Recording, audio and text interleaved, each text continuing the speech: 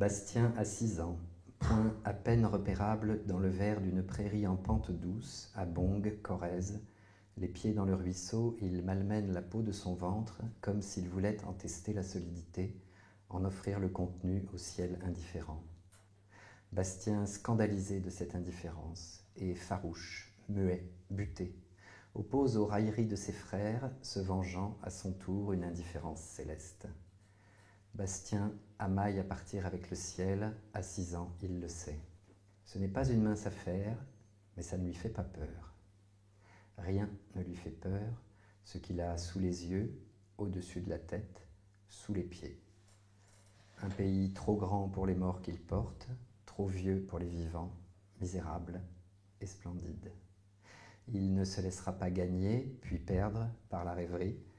Il ne s'en laissera pas compter par le silence de ses espaces, pas plus que par son père, ses frères, ni par sa mère. À 8 ans, il se prend d'amour pour Nicolas, un de ses camarades d'école au front trop grand, à l'œil droit légèrement déviant, toujours au bord des larmes, tant les railleries dont il est l'objet à cause de son physique disgracieux le maintiennent enfoncé juste au-dessous de la ligne de flottaison.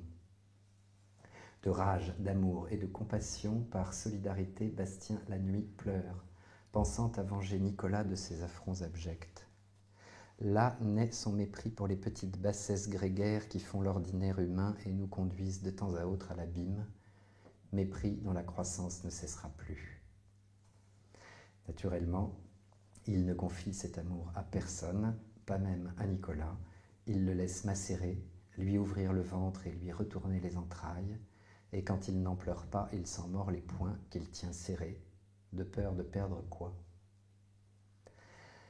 À la rentrée suivante, plus de Nicolas, il est mort quelques jours plus tôt dans un accident de voiture en remontant de Tulle. C'est la mère qui conduisait, elle n'a eu que quelques égratignures. Au tout venant des élèves, ça ne fait pas grand-chose, il était vraiment trop moche pour qu'on s'en souvienne durablement.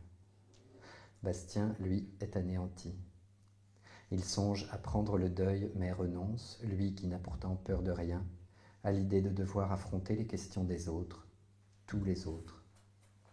Il voudrait être une fille du siècle dernier pour, comme son arrière-grand-mère qu'il a vue en photo, pouvoir se couvrir la tête d'un méchant fichu noir que tout le monde trouverait bien séant.